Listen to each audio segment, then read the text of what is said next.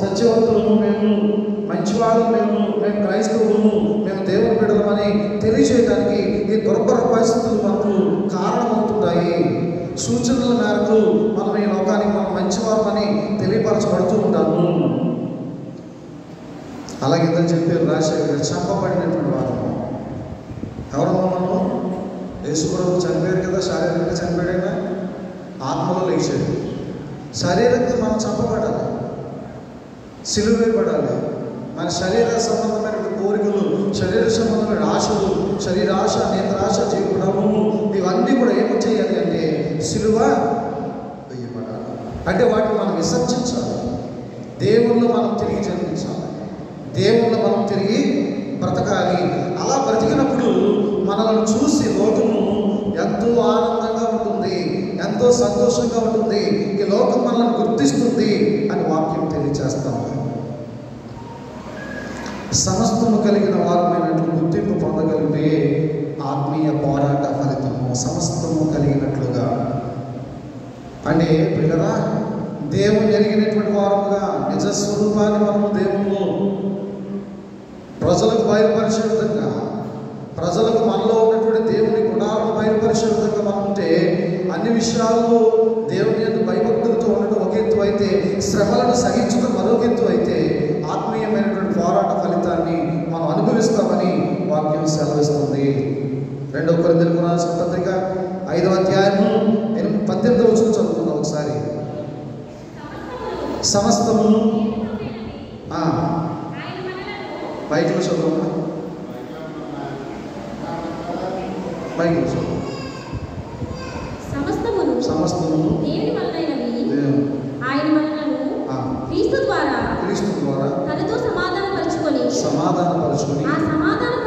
ఆ సమాధానపరచు పరిచర్యను మాకు అనుగ్రహించెను. మాకు చాలా ఏమండి, పౌలు మార్గం ముందు చాలా కోపిస్తుడాడు, దోషకుడును, హింసకుడును, హానికరుడునని మాట్లాడుతుంటాడు. ఆయన ముందు ఎవరు నిలబడి మాట్లాడడానికి సరిపోదు. అంత బలాఢ్యుడు, అంత కోపిష్టి, అంత అధికారాన్ని చేపట్టాడు రోమా చక్రవర్తుల చేత. అట్లాంటి ఆయన దేవుడు పిలుపొందుకుని మారిపోయిన తర్వాత ఒకటి తక్కువ 40 దెబ్బలు తిన్నాడు, చెరసాల్లో వేయబడ్డాడు, సముద్రాల గుండా ప్రయాణం చేశాడు, వాడ పగిలిపోతే నీటిలో వచ్చాడు, ఒక రాత్రి పగలు, చలిగాళ్ళు, ఉపద్రవం వెంబడి ఉపద్రవం, ఎన్నో ఆకలి దప్పులు, నిద్రలేని రాత్రులు దేవుళ్ళు గడిపాడు అపోస్తున్నటువంటి పౌలు. ఈ విధంగా రక్షించబడినటువంటి వారికి అనేకమైన శ్రమలు వస్తాయి. కానీ కృపా సువార్త మనల్ని సమాధానయుక్తమైనటువంటి మార్గాల్లో నడిపిస్తుంది, ఇవన్నీ తట్టుకునేటట్లు చేస్తుంది అని వాక్యం ద్వారా అపోస్తున్నటువంటి పౌలు మాట్లాడుతూ ఉన్నారు. 1 తిమోతికి రాసిన పత్రిక 6వ అధ్యాయం 12వ వచనం అంటారు. పౌలు తిమోతికి రాస్తున్నారు. 1 తిమోతి పత్రిక 6వ అధ్యాయం 12వ వచనం.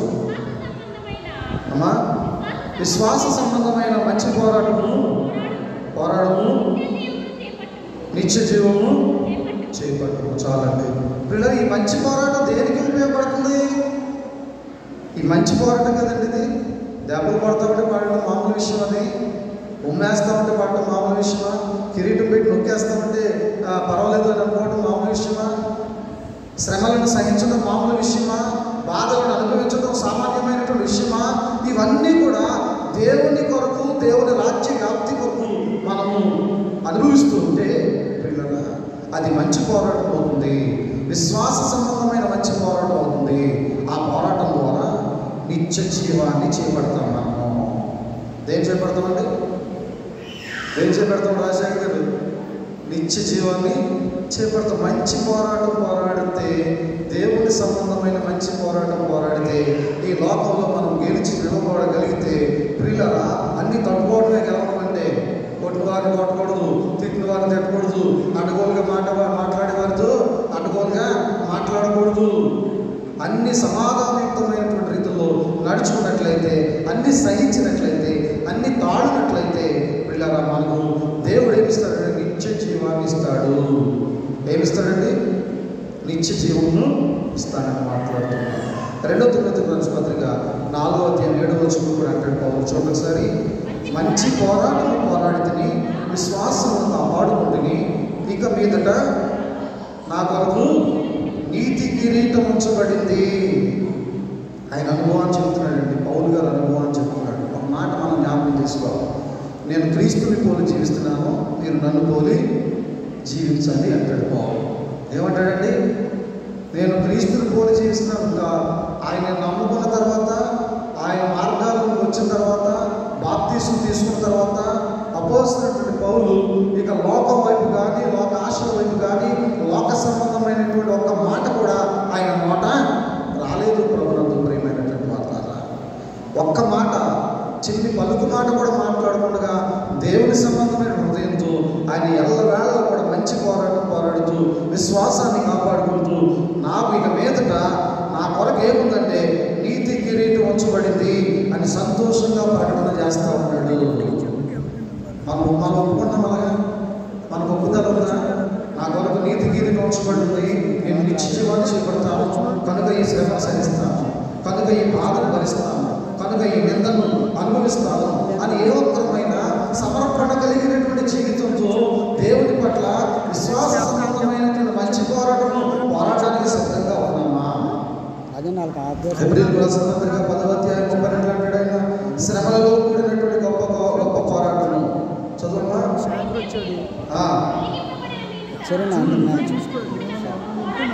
శ్రమలతో కూడినటువంటి గొప్ప పోరాటము జ్ఞాపకము తెచ్చుకొనండి. ఈ విధంగా అపోస్తలుడైన పౌలు అనేకమైనటువంటి శ్రమలను సహించాడు, అనేకమైనటువంటి బాధలను పడ్డాడు, అనేకమైన నిందలను అనుభవించాడు.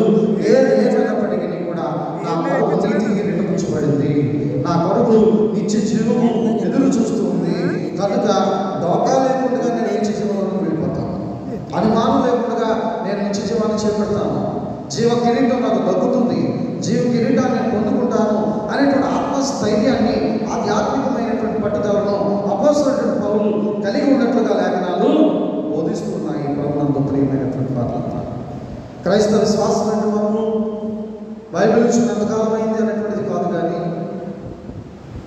ఎంతకాలమైంది మనం రక్షించబడింది. నీ డేట్ ఆఫ్ బర్త్ ఎప్పుడు? నీ శరీరం పుట్టినరోజు ఎప్పుడు కాదు, నీ ఆత్మ పుట్టింది ఎప్పుడు అనగా నూతనంగా జన్మించింది ఎప్పుడు, ఆ డేట్ ఎప్పుడు? నూతనమైనటువంటి జన్మదినం, ఆధ్యాత్మికంగా పుట్టినరోజు, రక్షణ అనుభవించిన రోజు, రక్షణ దినము, నిన్ను రక్షించినటువంటి దినము, ఆ డేట్ నువ్వు గుర్తుంచుకున్నావా? ఆ డేట్ ప్రకారంగా నువ్వు దేవునికి మొరపెట్టుకున్నావా? నేను రక్షించబడిన కాలమైందని గర్వంగా నీ తోటి వారికి చెప్పుకోగలుగుతూ ఉన్నావా? ప్రియమైనటువంటి విశ్వాసి, నువ్వు రక్షించబడి ఎంతకాలమైంది వచ్చింది అనేటువంటిది కాదు, ఎంతకాలమైంది రక్షించబడి అనేటువంటిది కావాలి అని అపోస్తలుడైన పౌలు మనకు బాహాటంగా తెలియజేస్తాం. రెండవదిగా శోధన గురించి బ్రదర్ చెప్పారు, క్లుప్తంగా నేను ముగిస్తాను. వీళ్ళగా యేసు ప్రభు 40 దినాలు ఉపవాసం ఉన్నారు. 33.5 సంవత్సరాలు తల్లిదండ్రుల దగ్గర గడిపారు, 30 సంవత్సరాలు గడిపారు, 3.5 సంవత్సరాలు ఆయన సేవలకు రావడానికి 40 దినాలు ఉపవాసం ఉన్నారు. 40 దినాలు ఉపవాసం ఉండి దేవుడి యొక్క క్రమం చొప్పున ఆయన దేవుని యొక్క వాక్యాన్ని నెరవేర్చుకుంటుండగా, దేవుని యొక్క దైవ ధ్యానంలో గడుపుతుండగా అపవాది వచ్చాడు. ఎక్కడ తీసుకెళ్ళాడంటే అరణ్యంలోకి తీసుకుపోయాడు. అరణ్యంలోకి తీసుకుపోయి అడుగులు ప్రశ్న వేస్తున్నాడు, శ్రమలకు గురి చేస్తున్నాడు. ఎందుకయ్యా ఇంతగా బాధపడుతున్నావు? నువ్వు కనుక నాకు మొక్కితే నీకు ప్రపంచాన్ని దాసోహం చేస్తాను. ఎందుకు శ్రమ పెడుతున్నావు? ఆకలి తప్పదు, ఎందుకు బాధపడుతున్నావు? వాక్యం ద్వారా దేవుడు చెప్పాడు. ఆ యొక్క అపవాదికి వాక్యం ద్వారా దేవుడు బదులు చెప్తూ వచ్చాడు. మనుషుడు రొట్టె వలన మాత్రమే కాదు, దేవుని నోట నుండి వచ్చే ప్రతి మాట వలన మనుషుడు బ్రతకగలడు. దేవుని నోట నుంచి వచ్చే మాట వలన బ్రతకగలమని మనం కొన్ని దినాలు, 40 దినాలు చాలా విశిష్టంగా కూడినటువంటి దినాలు. మోసే సీనాయి కొండ మీద 40 దినాలు ఉపవాస ప్రార్థనలు చేశారంటే లేదా? 40 దినాలు ఉపవాస ప్రార్థన చేశాడు ఆయన. అలాగే నోము జలప్రలయం 40 దినాలు రేయింబగళ్ళు వర్షం కురవటం మూలంగా ఆ ప్రాంతంలో ఉన్నటువంటి అక్రమార్కులను సైతము ముంచెత్తి జల సమాధి చేసింది దేవుని యొక్క ఉగ్రత 40 దినాలు. ఈ విధంగా మనం ఆలోచిస్తూ ఉంటే 40 దినాలు చాలా పవిత్రతతో కూడినటువంటి శుభదినాలుగా, ఒక దేవుని యొక్క పరిగణలో ఉన్నటువంటి దినాలుగా లేఖనాలు ప్రబోధిస్తూ ఉన్నాయి. 40 దినాల యొక్క విశిష్టత ఇది. ఆ విధంగా యేసు ప్రభు వారు కూడా 40 దినాలు ఉపవాసం ఉన్నాడు. 1 రోజు 2 రోజులు 3 రోజులు కాదండి, 40 రోజులు నీళ్లు లేకుండా, ఆహారం లేకుండా ఆయన దేవునిలో మమేకమైపోయి ఉన్నాడు. అలాంటి ఆయన దగ్గరికి వచ్చి అపవాది ఎక్సకాలు ఆడుతుంది, వెర్రి మాటలు చెబుతూ ఉంది, ప్రలోభాలకు గురి చేస్తూ ఉంది. యేసు ప్రభు ఏ విధంగానైనా సరే నేను లొంగ తీసుకోవాలని ప్రయత్నం చేస్తూ ఉంది.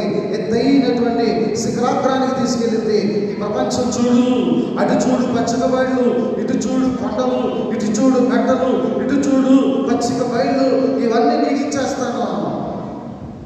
ఇవన్నీ ఎవరు అంటే లోకాధికారి అయినటువంటి అపవాది అంటే. ఇవన్నీ ఎవరు అంటే లోకంలో ఉన్నటువంటి సంస్థను లోకాధికారి అయినటువంటి అపవాదిని. అందుకే ఆయన ఆ అపవాది ఆయన అనుచరులకు ఏది కావాలో అది ఇచ్చేస్తున్నాడు. మన దేవుడు మనకి ఇవ్వట్లేదు. ఎందుకంటే ఈ లోక సంపద ఆయనది కాదు, ఈ లోకంతో ఆయనకి ఏ పని లేదు. అందుకే దేవుడు మనకు అడిగినంత కంటే అధికంగా, అంటే మేడలు, మిద్దెలు, పెద్ద పెద్ద బడుగులు, పెద్ద మరి పొలాలు, ఆస్తులు, భారీ లెవెల్లో మనకి ఇవ్వట్లేదు. కానీ అనుదిన ఆహారం నేడు మనకు దయచేస్తున్నాడు. వస్త్రాలకు లోటు ఉందా? ఆహారానికి లోటు ఉందా? నివాసానికి లోటు ఉందా?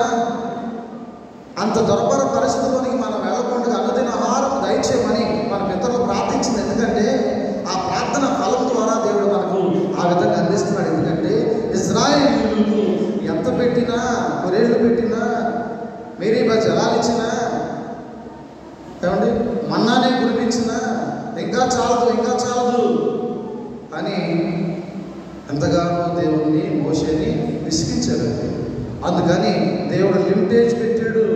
దేవుని బిడ్డలకు చాలా క్రమము, మర్యాద నేర్పించాడు. ఉన్నంతలో జాగ్రత్తగా బ్రతకడం నేర్పించాడు. ఉన్నంతలో కష్టపడి జీవించడం నేర్పించాడు. ఆదామావులతో ఆ విధంగానే చెప్పాడు. ఏదైనా తోట దాటేసి వెళ్ళిపోయారు, మీరు కష్టపడి బ్రతకండి, చాలా జాగ్రత్తగా బ్రతికితేనే కానీ మీ బ్రతుకులు తెల్లారవు అని దేవుని బిడ్డలకు దేవుడు ఇచ్చినటువంటి ఈ యొక్క వాగ్దానం ప్రభునందు ప్రియమైనటువంటి వాగ్దానం. కానీ ఆ లోకాధికారి యొక్క బిడ్డలకు అష్టైశ్వర్యాలు ఇస్తున్నాడు, వెండి బంగారాలు ఇస్తున్నాడు. ఏమండి ఈ లోక సంపద అంతా కూడా తన బిడ్డలకు తను ఇస్తున్నాడు. ఎందుకంటే తనకు సంబంధించినటువంటి బిడ్డలు కనుక, తనకు సంబంధించినటువంటి మృక్కులు మృక్కుతారు కనుక తనకి ఇష్టానుసారమైనటువంటి సాంపత్యాన్ని వారికి అనుగ్రహిస్తున్నాడు ఈ లోకాధిపతి. కానీ మన దేవుడు ఈ లోకాధిపతి కాదు, పర సంబంధమైనటువంటి దేవుడు, పరలోక సంబంధమైనటువంటి దేవుడు, ఆత్మ సంబంధమైనటువంటి దేవుడు. శరీరానికి సంబంధించినటువంటి వాటిని అనుగ్రహించడానికి కాదు, కానీ ఆత్మ సంబంధమైనటువంటి జీవ కిరీటాన్ని మనకు అనుగ్రహించడానికి, మన ఆత్మను రక్షించడానికి, చనిపోయిన తర్వాత అగ్ని కుండంలోనికి వెళ్ళిపోకుండా కాపాడడానికి దేవుడు మనకు ఆయన కృపా వరాలను ఇస్తున్నాడు. కృపా సాధనాలుగా మనల్ని మారుస్తున్నాడు. ఈ కృపా యుగంలో మనలను దేవుని యొక్క భయభక్తులతో ముందుకు నడిపిస్తున్నాడు. ఈ విధంగా దేవుని యొక్క శోధనలను మనం స్వార్థ పాఠ్యభాగంలో చూస్తూ వస్తా ఉన్నాం. ఎత్తైన కొండకు తీసుకెళ్ళాడు అంటే, బాగా ఎత్తైనటువంటి కొండకు ఎందుకు తీసుకెళ్ళాడంటే ప్రియులారా, ఆ ఎత్తైన కొండ మీద అనేకమైనటువంటి ఆ గొప్ప గొప్ప కంటికి కనిపించేవన్నీ చూపించడానికి సాతానుడు చాలా ఎత్తుకు తీసుకెళ్తాడు మనం. ఒకసారి నీకు ఎన్నో దాచిపెట్టి నీవే అక్కడ ఉండిపోతున్నావు, నేను ఎక్కడికో తీసుకెళ్ళాలనుకున్నాను, కానీ నువ్వు అక్కడే ఉండిపోతున్నావు. నా మాట విను, ఆ బైబిల్ విడిచిపెట్టి, ఆ విశ్వాసం విడిచిపెట్టాయి, ఆ విశ్వాస సంబంధమైనటువంటి పోరాటాలు లేవు, ఏమి లేవు. నువ్వు నాలోకి వచ్చేయి, నాలో విడితమైపోవు, నాతో కలిసిపో, నా విధంగా నేను చెప్పే విధంగా అబద్ధాలాడు, నేను చెప్పే విధంగా నువ్వు మోసాలు చెయ్యి, నేను చెప్పే విధంగా హత్యలు చెయ్యి, నేను చెప్పే విధంగా అన్ని అకృత్యాల్లో నువ్వు పాల్పంచుకుంటూ ఉండు. అప్పుడు నేను నీకు కావలసిన అన్ని కూడా పుష్కలంగా ఇస్తాను అని అపవాది చెప్తా ఉన్నాడు. ప్రభునందు ప్రియమైనటువంటి వారు, శోధన సహించేవాడు ధన్యుడు. చూడండి, జకరియా గ్రంథం జకరియా గ్రంథం 13వ అధ్యాయం 9వ వచనం. యెహోవా అమ్మా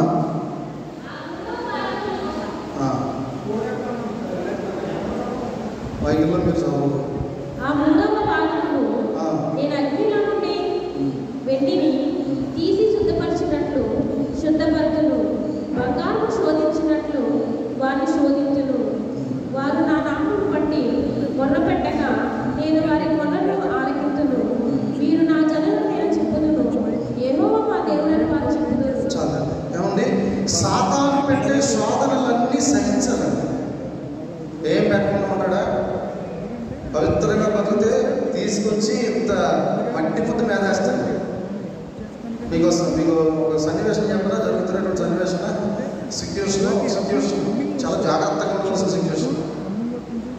దారి గుండా మనం వెళ్తాం అనుకోండి, పశువుల మంది వస్తుంది, చాలా ప్రక్క నుంచి వెళ్తున్నాం. ఏవో పొలంలో దొల్లి ఆ పొలాల్లోనూ మెట్టల్లోనూ అవి బాగా బురద పూసుకొని వస్తున్నాయి, తోకంతా బురదే ఉంది.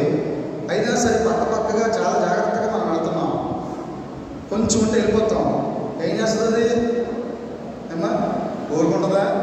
అంటే నన్ను గౌరవించకుండా, నన్ను పట్టించుకోకుండా నువ్వు అలా వెళ్ళిపోతే ఏం చేసేది ఉంది అని తోక ఒకసారి ఎలా ఆడదంటే పెద్దగా ఏంటి అంత ఫీల్ అవ్వదు, కొమ్ములెట్టి పడవదు. ఏమంటే అలా అడ్డు రాదు మనకి. ఏం చేస్తుంది వెనకాల తోకనే కొంచెం ఇలా ఆడదంతే. అవన్నీ కూడా పూర్వం ఎల్లలేసింది మన పెద్దోళ్ళు తాటాకెళ్ళినప్పుడు చిలకరింపు చిలుకని మరి దాన్ని అలా చక్కగా చిలుకలు బ్లాక్ చిలుకలు వస్త్రాలన్నీ కూడా వాడే. సాతాను ఈ విధంగా మన మీద చిలుకలు వేయడానికి సిద్ధంగా ఉంది. సాతాను మనల్ని వెంబడిస్తుంది. సాతాను మనల్ని దేవునిలో నుంచి బయటకు తీసుకెళ్ళిపోవడానికి చూస్తుంది. అనేకమైన శ్రమలను చూపిస్తుంది. యోగుకు చూపించింది శ్రమలు, యోగు వంగలేదు. దావీదుకు చూపించిన శ్రమలు, కుటుంబస్తులే ఆయన్ని వెక్కిరించారు, కుటుంబస్తులే ఆయన పరుగులు పెట్టించారు. కుమారుల్లోనే ఆయన మీద వ్యతిరేకత వచ్చింది. కొండల్లో ఉండి గుహల్లో ఉండి దేవునికి ఆయన మొర పెట్టాడు. ఆయన మొర దేవుడు ఆలకించాడు. ఈ విధంగా ప్రతి ఒక్క శోధనను కూడా మనం సహించి దేవుళ్ళు మనము నివసించి జీవించగలిగినప్పుడు అనేకమైనటువంటి విధాలుగా దేవుడు మనల్ని కాపాడుతానని వాక్యం ద్వారా దేవుడు మనకు చక్కని వివరణ తెలియజేస్తున్నట్లుగా లేఖనాలు బోధిస్తూ ఉన్నాయి. ప్రభునందు ప్రియమైనటువంటి వాళ్ళ శోధనలు మార్టిన్ లూథర్ గారు అంటారు. అమ్మ, మార్టిన్ లూథర్ గారి గురించి తెలుసా మీకు? ఎవరైనా మన వ్యవస్థలు ప్రపంచ దేశాల్లో లూథర్ మిషన్లు ఏర్పడడానికి పాటుపడినటువంటి పోరాట యోధుడు. ఆయన కూడా పోరాడాడు. రోమ చక్రవర్తుల మీద, పోపుల మీద ఆయన ఏం చేశాడు? తిరగబడ్డాడు, పోరాటం చేశాడు, మంచి పోరాటం పోరాడాడు. మీరు చెప్తుంది తప్పు, మీరు చేస్తుంది తప్పు, ఇదిగో ఇలా చేయాలని రాసింది బైబిల్లో అని కొన్ని సూత్రాలను దేవుని యొక్క ఆలోచన మేరకు ఆ యొక్క ప్రజలకు తెలియజేసినటువంటి గొప్ప వీరుడు, గ్రీకు వీరుడు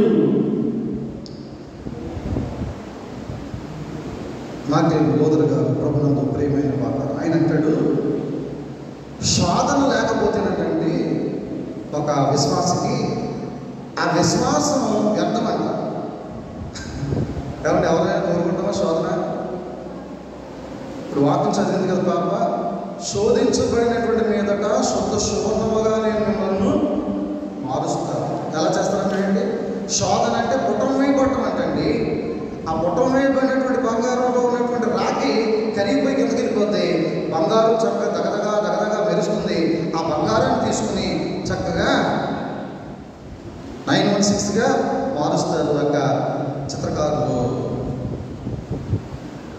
శుద్ధ సువర్ణముగా మనం మార్చబడటానికి ఆ యొక్క శోధనే మనల్ని మార్చడానికి ఉపయోగపడుతుంది. అటువంటి శోధన రాకపోతే అసలు నువ్వు క్రైస్తవుడివే కాదు. ఇదండి మన వ్యవస్థాపకుడి యొక్క నినాదం. క్రైస్తవులమైనటువంటి మనకు కష్టాలు రాకపోతే, బాధలు రాకపోతే, ఇబ్బందులు రాకపోతే, అవమానాలు రాకపోతే, నిందలు రాకపోతే మనం నిజమైనటువంటి క్రైస్తవులము కాము. ఇది వాస్తవం. అలా వచ్చినప్పుడు నీ విశ్వాసాన్ని ఎదుటి వారికి తెలియజేయడానికి ఒక అవకాశం.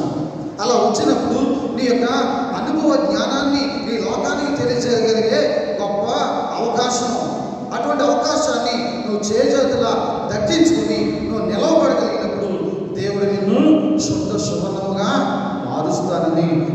ద్వారా దేవుడు మనతో మాట్లాడుతూ ఉన్నాడు. ప్రభునందు ప్రియమైనటువంటి వారా, ఆలోచన చేస్తే చూడండి, ఫిలిప్పీ రాసినటువంటి పత్రిక 3వ అధ్యాయము 19వ వచనాన్ని చెప్పి నేను ముగిస్తున్నాను. నాశనమే వారి అంతము, వారి గడిపే వారి దేవుడు.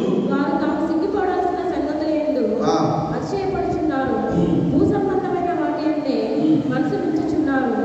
మన పరిస్థితి పరలోకమందున్నది, అక్కడ నుండి ప్రభువైన యేసుక్రీస్తు రక్షణని నిమిత్తము కనిపెట్టుకొని ఉన్నాము.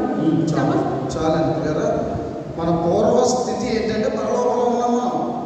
మనం ఈ భూమి మీద రానప్పుడు ఎక్కడున్నాం? పరలోకంలో ఉన్నాం. మన పూర్వ స్థితి అక్కడే ఉంది. అందుకే అన్నాడు, నల్లారా వెళ్ళింది చాలేనండి, తిరిగి రండి మరలా ఈ లోకానికి అన్నాడు ఆయన పిలిపొచ్చినప్పుడు. ప్రభునందు ప్రియమైనటువంటి వాళ్ళారా, ఈ విధంగా కడుపే వారి దేవుడు, కడుపు కోసమే వారి యొక్క యాత్ర అనుకుంటున్నారు. ఈ యాత్ర దేనికోసం? దేవుని స్తుతించడం కోసం. ఈ భూమిని నిలిచడంలో నేను ఒక పాత్రగా దేవుడి లోకంలోకి ఎందుకు పంపించాడు? దేవుని నామాన్ని మహిమపరచడం కోసం, దేవుని నామాన్ని స్తుతించడం కోసం, దేవుని నామాన్ని గణపరచడం కోసం అని వాక్యం బోధిస్తూ ఉంది. కానీ ఎలా ఉన్నారంటే సంపాదనే తెలియదు, కడుపే వారికి దేవుడు అన్నట్లుగా చాలామంది ఉంటున్నారంట. ఆ ఉంటున్నటువంటి వారి యొక్క గురించి ఈ మాటలు దేవుడు తెలియజేస్తున్నట్లుగా లేఖనాలు బోధిస్తూ ఉన్నాయి. యోహాను సువార్త 8వ అధ్యాయం 44వ వచనం చదువుకుందాం ఒకసారి. యోహాను సువార్త 8:44. మీరు మీ తండ్రి యొక్క అపవాది సంబంధులు, మీ తండ్రి దురాశ నెరవేర్చుకోరుచున్నారు. ఆది నుండి వాడు నరహంతకుడై ఉండి సత్యమందు నిలిచిన వాడు కాడు. చాలా ఏమంటే అపవాది అంటే సత్యమందు నిలిచేవాడు కాదంట. సత్యానికి అసలు అతనికి పడదంటండి. అపవాదికి సత్యానికి సంబంధం లేదు, అపవాదికి క్రమానికి సంబంధం లేదు, అపవాదికి మంచితనానికి సంబంధం లేదు. ఒకసారి పేతురు గారు గెలిపాడు రూపాంతర కొండపై.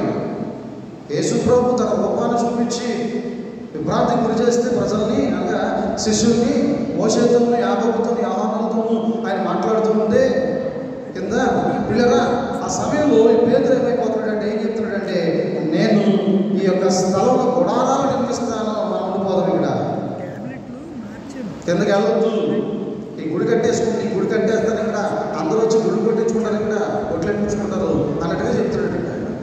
సాతానా వెనక్కి ఓ, నువ్వు మాట్లాడుతున్నవన్నీ కూడా నాకు ఇష్టం లేనటువంటి మాటలు. నీలో ఒక సాతాను వచ్చింది, ఆ సాతానా వెనక్కి పో. క్రైస్తవుల్లోకి ఎప్పుడు ఎవరిలోకి వెళ్ళిపోతాడో తెలియట్లేదు సాతాను. మంచి అంటే చెడ్డ అంటారు, చెడ్డ అంటే మంచి అంటారు. ఇలా వెళ్దామంటే అలా వెళ్దామంటారు, అలా వెళ్దామంటే ఇలా వెళ్దామంటారు. సాతాను ఎవరిలోనికి వెళ్ళి ఏ విధంగా క్రమాన్ని పట్టొస్తాడో తెలియదు. అతనికి వాక్యం బాగా తెలుసు. తెలియదండి వాక్యం? సాతానికి వాక్యం తెలుసా తెలీదా? సాతానికి వాక్యం తెలుసు. సంగీత ప్రవీణుడు, సంగీతం వాయించడంలో ప్రవీణుడు, సువార్తలో చక్కని వాక్యం చెప్పకుండా చెప్పగలిగే మంచి స్కిల్ ఉన్నటువంటి వాడు, దేవుని వాక్యాలన్నీ తెలిసినటువంటి వాడు. ఆ తెలిసినటువంటి వాడే సాతానయ్యి ఈరోజు అనేకలోకి వెళ్ళిపోయి దేవుని క్రమానికి అడ్డొస్తున్నాడు. దేవునికి క్రమం జరగకుండా చూసుకుంటున్నాడు. కాళ్ళకి బంధాలు వేస్తున్నాడు. ఆ బంధకాలలో క్రైస్తవుల్ని ఉండమని చెబుతూ ఉన్నాడు.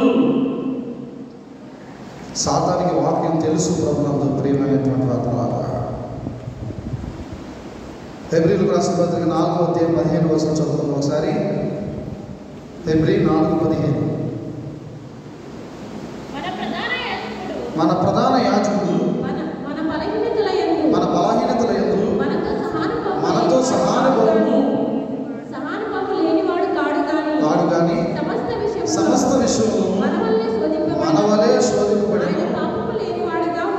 పాపము లేనివాడుగా ఎలా ఉండాలంటే చెప్పండి, మనం ఫినిష్. ఎలా ఉండాలండి? మన బలహీనతల యందు మనతో సహానుభవము లేనివాడు కాడు కానీ, అంటే మనకులాగానే బలహీనుడిగా ఉన్నాడు. ఆకలేసినప్పుడు అన్నం తినకపోతే ఆయనకి కూడా కళ్ళు తిరిగి, దాహం వేసినప్పుడు మంచినీళ్ళు తాగకపోతే ఆయనకి కూడా నీరసం వచ్చేది. ఈ విధంగా మనకులాగానే ఆయన ఉన్నాడు కానీ సమస్త విషయంలోనూ మన వలనే శోధించబడ్డాడు. ఆయన కూడా శోధించబడ్డాడు, దేవుడు కూడా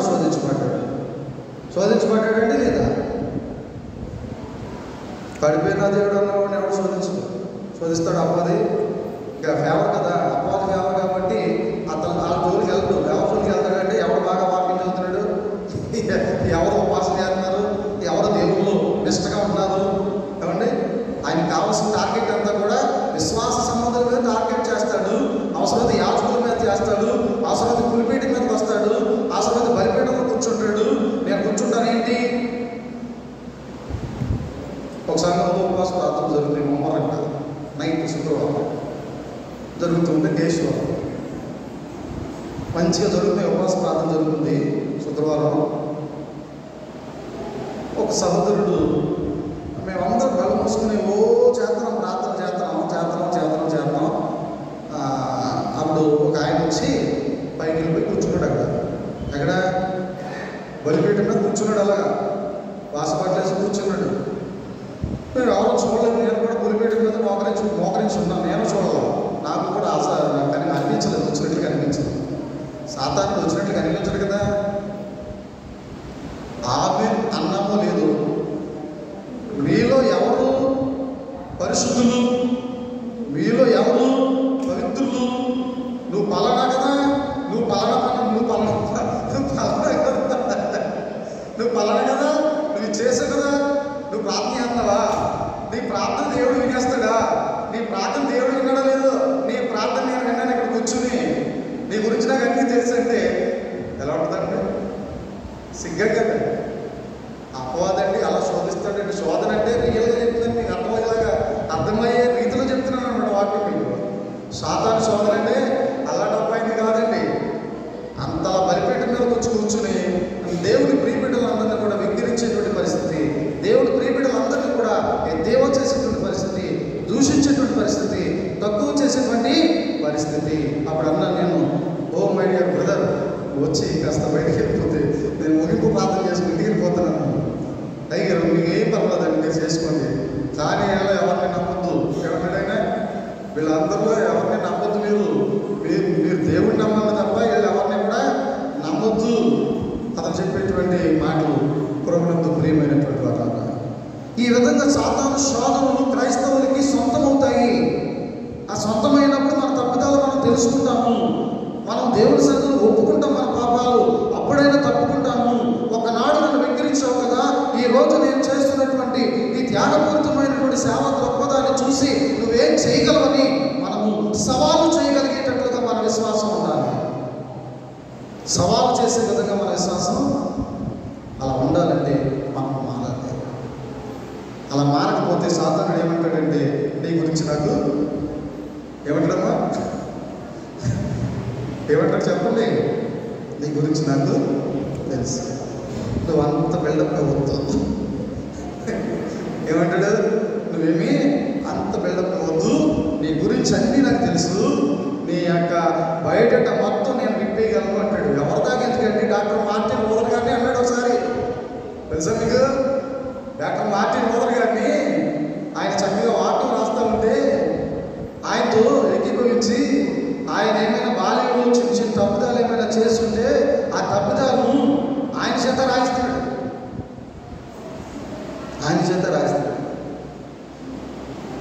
నేను ఇలా చిన్న చిన్న తప్పులు చేశాను, ఇలా ఒప్పులు చేశాను, తప్పులు చేశాను అనేటువంటి ఆ సిస్టమేటిక్ అంతా కూడా రాయిస్తున్నాడు.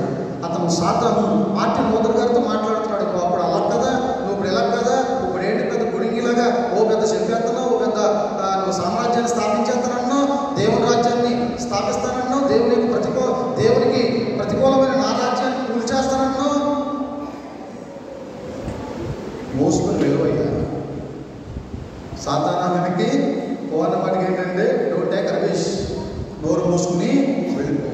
అప్పుడు కాదు నేను ఉన్నది, ఇప్పుడు నాలో యేసు ప్రభు ఉన్నాడు, నేను యేసు ప్రభులో ఉన్నాను కనుక నేను రక్షించబడ్డాను. ఇప్పుడు నేను పరిశుద్ధుడును, ఇప్పుడు నేను పవిత్రుడును. నన్ను ఏదైతే చూపేటువంటి సామర్థ్యం నీకు ఎవడిచ్చాడు?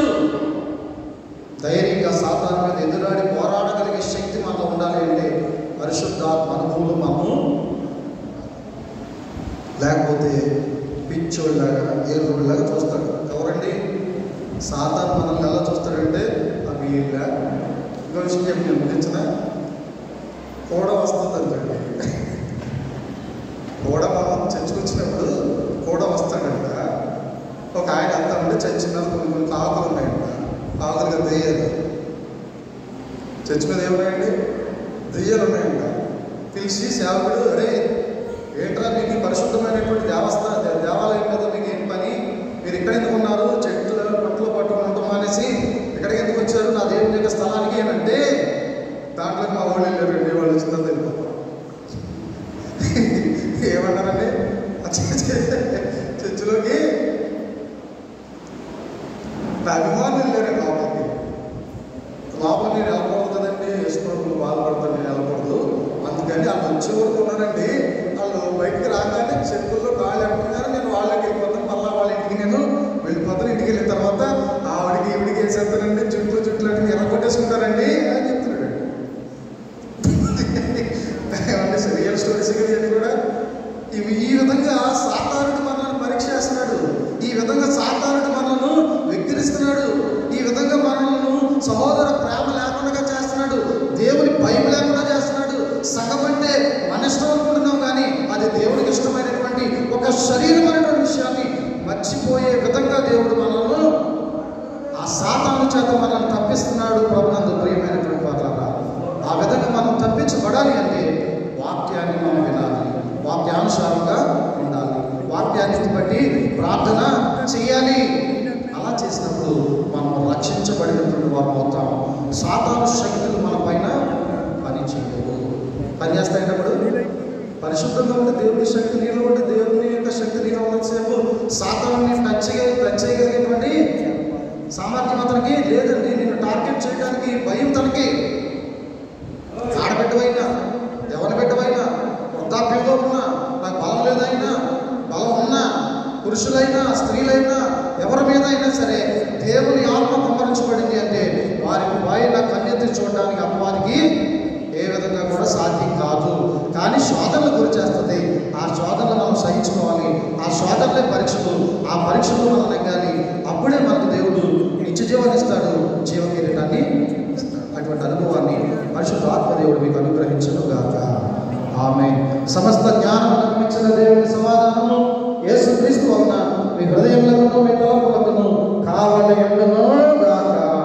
ఆమేన్. దహనబలి నీకు నా నేస్తము మరియు దైవాదము విధిగినాయి.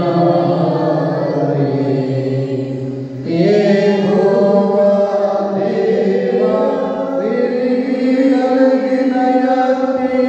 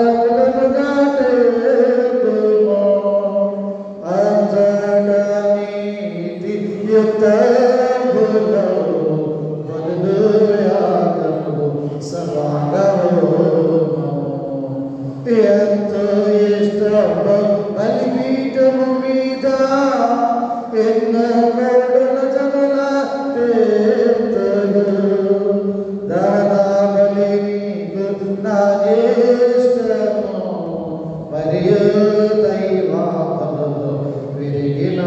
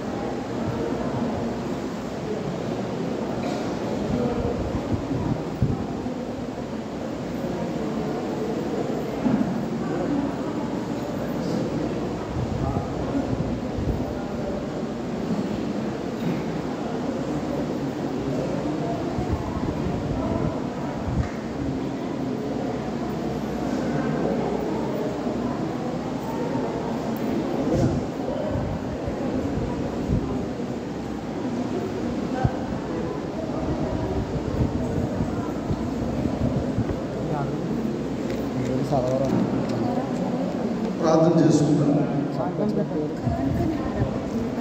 సర్వశక్తి అత్యంత కృప కలిగిన దేవా, మీ ఘనమైన నామానికి లెక్కలేని వందనాలు, స్తోత్రాలు, స్తుతులు చెల్లించుకున్నాం తండ్రి. అయ్యా కరుణామైన వందనాలైనా స్తోత్రాలు ప్రభువా. దేవా, నీకు ఉచితమైనటువంటి మహాకృపలో ఇంతవరకు మేము దాచబడ్డాము, కాపాడబడ్డాము, రక్షించబడ్డాము. అనేకమైనటువంటి విధాలుగా ప్రభువా మేము ఆయన మీ కృపలో బలపడుతున్నాం తండ్రి. అయ్యా, మీ మేలును గుర్తించి మీ యొక్క కృపలను తలంచు కృతజ్ఞులమై ప్రభా ఈ సమయంలో మా యొక్క సంఘ బిడ్డలు అయ్యా కృతజ్ఞత కానుకలు చెల్లిస్తూ ఉన్నారు. కర్తగా ప్రభుదేవ గారు ఆయన ప్రభా జాబ్ ట్రైనింగ్ కొరకు వెళ్ళారు ప్రభా. ఆ యొక్క ట్రైనింగ్ అంతట్లో మీరు ఉండండి అయ్యా, సహాయం చేయండి, మీ కృపలో బలపరచండి. అలాగనే తండ్రి ప్రతి ఒక్కరూ కూడా ఇంత నిమిత్తం అయితే ప్రభా కానుకలు చెల్లించారు. వారి యొక్క కానుకలను ప్రభా మీరు గుర్తించి అయ్యా వారి అవసరాలను తీర్చినందుకు స్తోత్రాలు, తీర్చబోతున్నందుకు వందనాలు. అయ్యా వారి యొక్క అనారోగ్య సమయంలో వారిని కాపాడినందుకు స్తోత్రాలు, వారి అవసరాలు మీరు ఉన్నందుకు స్తోత్రాలు. నేనున్నాను మీతో అంటూ ప్రభా వారికి అభయం ఇచ్చి చేయబడిన లేవనెత్తినందుకు స్తోత్రాలు. అయ్యా ప్రభా సంఘ బిడ్డలు అనేకులు ప్రభా ఈ విధంగా ప్రభా మరి ప్రేరేపించబడి కృతజ్ఞులై కానుకలు చెల్లించారు. ప్రతి ఒక్కరిని బట్టి కూడా స్తుతులు స్తోత్రాలు చెల్లిస్తున్నాము తండ్రి. ఆ బిడ్డల పైన మీ యొక్క దక్షిణాస్తం వేసి దీవించి ఆశ్రదించమని పంపించమని ప్రార్థన చేస్తాం తండ్రి. అయ్యా వారు చేసే ఉద్యోగాల తోడుగా ఉండండి, అయ్యా వ్యాపారముల తోడుగా ఉండండి, అయ్యా ప్రయాణాల తోడుగా ఉండండి, సహజీవనాల తోడుగా ఉండండి. వారి సమస్తాన్ని కూడా ఆశీర్వదించి దీవించమని మీరే మహిమ ఘనత ప్రభావాలు పొందుకోమని నజరేయుడు యేసు నామములో ప్రార్థన చేస్తున్నాను పరమ తండ్రి. ఆమేన్. త్రియేక దేవుని కృపా కాపుదల సదాకాలం మీకు అందరికీ తోడైయుడును గాక. ఆమేన్. వందనాలండి. సంఘ కానుకలను సేకరించుకుందాం కీర్తన పాడుకుంటూ.